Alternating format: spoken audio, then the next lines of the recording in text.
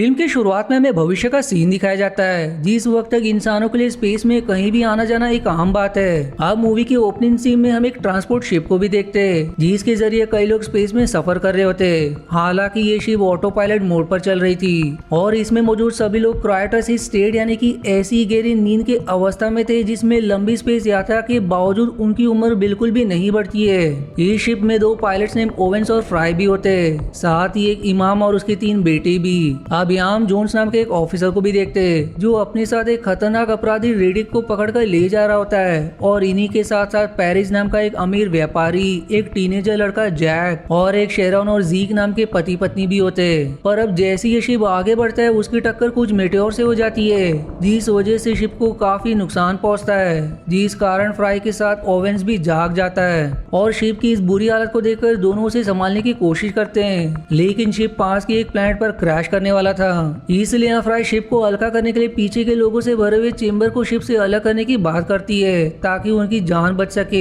लेकिन ओवेंस उसे ये करने से मना करता है क्योंकि वो अपनी जान बचाने के लिए लोगों की कुर्बानी नहीं देना चाहता था। हालांकि जल्दी शिप पास ही के एक बंजर प्लैनेट पर जाकर क्रैश हो जाता है जिस क्रैश के कारण ओवेंस से शिप में सवार कई सारे लोगों की मौत हो जाती है। यहाँ बस वही लोग बचे थे जिनके मैंने नाम पहले बताए थे। वहीं अब शिप के क्रैश होने का फायदा उठाकर रेडिक भागने की कोशिश करता है लेकिन जोन्स उसे पकड़कर जंजीरों में बांध देता है। अब बचे हुए सभी लोग इस प्लैनेट के वातावरण को समझने की कोशिश में लग जाते हैं जिस दौरान इन्हें पता चलता है कि इस प्लैनेट के अपने 3 सूरज है जो एक साथ चमकते हैं और इन्हीं सूरज की वजह से यहाँ ना तो कभी रात होती है और ना ही पानी मौजूद है, जिससे सभी अब परेशान हो जाते हैं क्योंकि इनकी शिप पूरी तरह से तबाह हो चुकी थी। इसी बीच हम देखते हैं कि रेडिक यहाँ से भागने में कामयाब हो जाता है जिसके बारे में जब जोन्स को पता चलता है तो वो बौखला जाता है और फिर सभी को रेडिक के भाग जाने के बारे में खबर करने के साथ साथ ये भी बताता है कि वो एक बहुत ही खतरनाक हत्यारा है जो कई लोगों को मौत के घाट उतार चुका है, इसलिए उन्हें उसे किसी भी कीमत पर ढूंढना होगा। इसलिए अब पेरिस अपने सामान से कुछ हथियार निकालता है और फ्राई और जोन समेत कुछ लोग रेडिक को ढूंढने निकल पड़ते हैं जिनके साथ इमाम और उसके बेटे भी जाते हैं क्योंकि उन्हें इस प्लैनेट को अच्छी तरह से देखना था।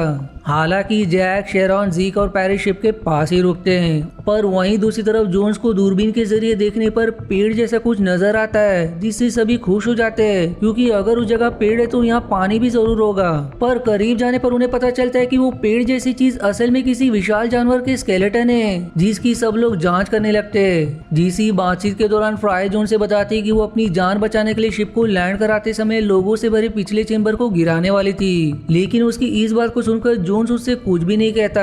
अब इससे आगे जाने पर इन्हें इंसानों का बनाया हुआ एक रिसर्च स्टेशन मिलता है जिसके पास में एक पानी का सूखा कुआं भी मौजूद था और इस स्टेशन में सोलर पैनल की मदद से 3 सूरज की ऊर्जा को इस्तेमाल किया जाता था। मतलब कि यहाँ इंसान पहले भी आ चुके थे लेकिन अब इन्हें यहाँ कोई भी नहीं मिलता। पर फ्राई को स्टेशन के पीछे की तरफ एक ड्रॉप शिप दिखाई देती है जिसे देखकर वो काफी खुश हो जाती है क्योंकि अब वो शायद इस प्लेनेट से निकल सकते थे। बस इन्हें इतना करना होगा कि अपने शिप से पावर सेल लाकर इस शिप में फिट करनी होगी जिसकी मदद से ये सभी यहाँ से निकल पाएंगे। लेकिन यहाँ पर जो लोग थे वो सब आखिर कहाँ गए इसका उन्हें कोई अंदाजा नहीं होता। दूसरी तरफ पेरिस को एक अजीब सी आवाज सुनाई देती है इसलिए वो शेरॉन और जैक से इस बारे में पूछने के लिए जाता है और जब ये लोग शिप का दरवाजा खोलते हैं तो शेरॉन एक आदमी को अपने सामने पाती है जो असल में इन्हीं के शिप में सवार लोगों में से एक बचा हुआ एक यात्री था।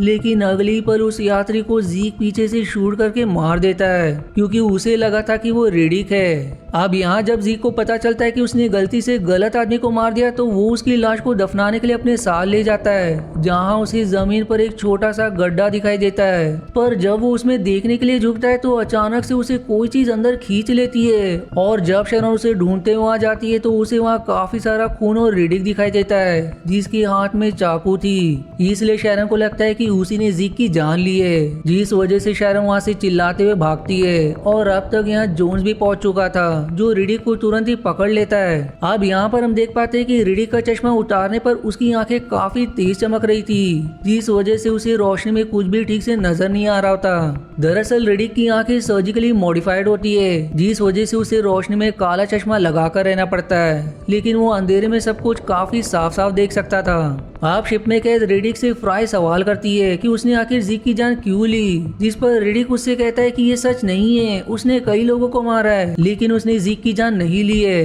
साथ ही वो ये भी बताता है कि यहाँ पर उनके आसपास रिडिक से भी खतरनाक चीजें मौजूद है, क्योंकि जीक की लाश नहीं मिली थी। इसलिए रिडिक फ्राई को उस गड्ढे के और भी अंदर जाकर देखने के लिए कहता है, जिसके बाद फ्राई बिल्कुल ऐसा ही करती है। अब गड्ढे के और अंदर जाने पर वो महसूस करती है कि वहाँ पर उसके अलावा और भी कुछ है। साथ ही उसे जीक की लाश भी मिलती है, इसलिए वो डर कर बाहर निकल आती है और सभी को तुरंत खबर करती है कि इस प्लेनेट पर सच में कुछ और भी है जिसने जीक की जान ली है और रिडिक ने कुछ भी नहीं किया। इसलिए अब सभी का शक रिडिक से हट जाता है। इसलिए अब जॉन रिडिक के पास जाकर उससे विनती करता है कि वो उन सबको यहाँ से निकलने में मदद करे, जिसके बदले में वो उसे आजाद कर देगा। जिस शर्त को रिडिक मान जाता है। इधर सभी लोग बहुत ही ज्यादा डरे हुए थे, इसलिए अब ये सब स्टेशन के पास ही ड्रॉप शिप को जल्द से जल्द ठीक करके यहाँ से निकलने की सोचते। लेकिन अभी भी इन सब की सबसे बड़ी मुसीबत पानी था, जिसे इमाम और उसके तीनों बेटे कुछ देर में ही दूर कर देते, क्योंकि वो लोग स्टेशन के पास वाले कुएं में से एक मशीन के जरिए पानी निकालने में कामयाब हो जाते।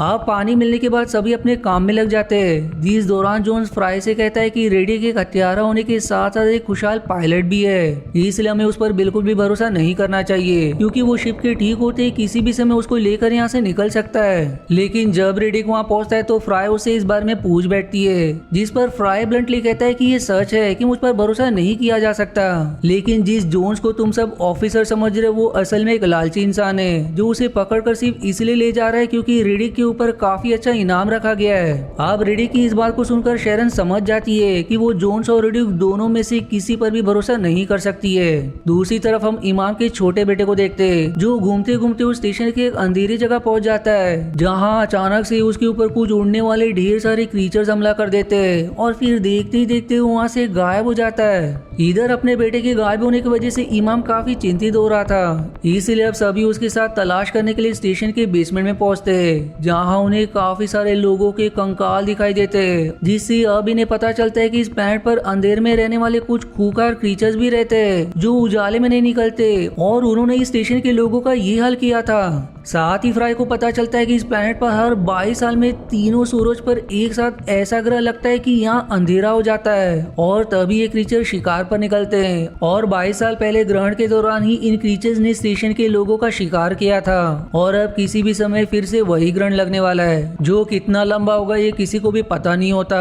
और तभी देखते देखते जल्दी तीनों सूरज पर ग्रहण लगना शुरू हो जाता है, इसलिए सभी तुरंत एक गाड़ी में बैठकर जल्दी से क्रैश हुई शिप से पावर सेल लाने जाते हैं। लेकिन इससे पहले कि वो सभी वापस ड्रॉप शिप की तरफ जाने के लिए निकलते, इससे पहले ही पूरी तरह से ग्रहण लगने की वजह से अंधेरा हो जाता है, जिसके बाद अब सबसे पहले छोटे छोटे उड़ने वाले क्रीचर्स बड़ी संख्या में बाहर निकलते हैं, जिस दौरान रेडिक और शेरन को छोड़कर सभी शिप में जाकर छिप जाते हैं, जहां रेडिक तो किसी तरह से उन क्रीचर से बच जाता है, लेकिन वो क्रीचर शेरन को उठा ले जाते हैं। जिसी बीच हम कुछ और बड़े क्रीचर्स को भी निकलते हुए देखते हैं, जो इमाम के दूसरे बेटे को भी मार डालते हैं। अब ये सब देखकर सभी बहुत ही बुरी तरह से डरे हुए थे, इसलिए सभी शिप की लाइटनिंग रॉड को अपने साथ लेकर ड्रॉप शिप की तरफ बढ़ने का फैसला करते हैं, जिन्हें अंधेरे में रेडिक रास्ता दिखाता है, क्योंकि उसे अंधेरे में सब कुछ साफ नजर आता है। पर आगे बढ़ने के दौरान रोशनी की वजह से ये क्रीचर्स इनके पास तो नहीं आते, लेकिन वो इनका पीछा भी नहीं छोड़ रहे थे। यहाँ बाकी सभी जल्दी से आग जला लेते, और फिर रेडिक यहाँ सभी से कहता है कि हमारे बीच कोई तो जख्मी है, क्योंकि वो क्रीचर्स उसके बहते हुए खून की महक से हमारे पीछे लगे हुए। और अब यहाँ रिवील होता है कि जैक जो खुद को अभी तक लड़का बता रहा था, वो असल में एक लड़की है, और क्योंकि उसके पीरियड चल रहे थे इसलिए ब्लीडिंग की वजह से क्रीचर्स उनका पीछा कर रहे होते। अब यहाँ जैक की सच्चाई जानकर जोन्स रेडिक से कहता है कि वो लोग क्यों ना जैक को दूसरी तरफ भेज दे, जिससे होगा ये कि क्रीचर्स उसके पीछे जाएंगे, जिसका फायदा उठाकर हम सब यहाँ से सुरक्षित निकल सकते हैं। मतलब कि वो जैक को चारा बनाकर क्रीचर्स का ध्यान भटकाना चाह रहा था, जो बात रेडिक को बिल्कुल भी ठीक नहीं लगती, और यहाँ इसी बात को लेकर दोनों के बीच लड़ाई हो जाती है, जिसमें जोन्स घायल हो जाता है, और क्योंकि अब उसका खून बह रहा था इसलिए वो क्रीचर्स उसे ही जिंदा निकल लेते, और अब सभी आग जलाकर आगे बढ़ने का फैसला करते हैं। लेकिन तभी बारिश शुरू होने की वजह से उनकी आग बुझ जाती है, जिस वजह से एक बार फिर से उनके ऊपर क्रीचर्स का हमला होता है, जिसमें इस बार इमाम का तीसरा बेटा भी मारा जाता है। पर अब बाकी लोगों को लेकर रेडिक की गुफा तक पहुंच जाता है, और सभी से कहता है कि वो अब अकेले शिप तक सेल्स लेकर जाएगा, और वहां से वो लाइट लेकर लेकर उन्हें भी लेने वापस लौटेगा। पर फ्राई को रिडिक पर शक होता है कि वो इनके लिए वापस नहीं आएगा और तभी वो गुफा में कुछ चमकने वाले कीड़े देखती है जिन्हें वो एक जार में बंद करके अकेले रिडिक के पास जाने का फैसला करती है। जहाँ पहुंचकर वो देखती है कि उसका शक सही था क्योंकि रिडिक बिना किसी को लिए यहाँ से निकलने की तैयारी कर रहा होता है।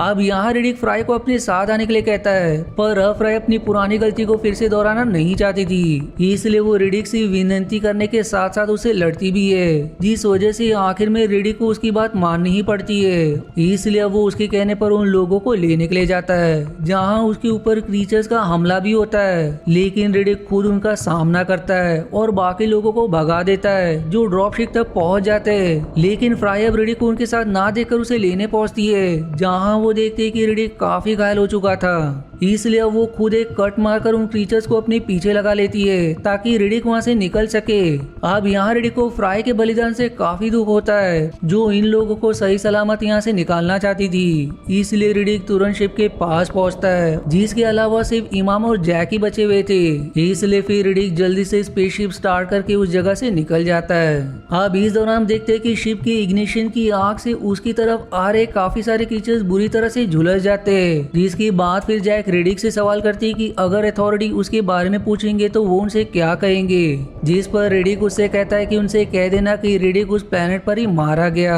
जिसके साथ ही इस मूवी सीरीज का पहला पार्ट यहीं समाप्त हो जाता है। अब अगर आपको इसके आगे के पार्ट्स देखने हैं तो मुझे कमेंट में जरूर बताएं ताकि मैं जल्द से जल्द उनका एक्सप्लेनेशन आपके लिए ला सकूं। मिलते हैं अगले एंटरटेनिंग वीडियो में, तब तक के लिए धन्यवाद दोस्तों। आशा है आपको मेरी एक्सप्लेनेशन पसंद आई, यदि हाँ तो प्लीज वीडियो को लाइक करना और चैनल को सब्सक्राइब करके सपोर्ट करना ना भूलें। मिलते हैं अगले एक्सप्लेनेशन वीडियो में, तब तक के लिए धन्यवाद दोस्तों।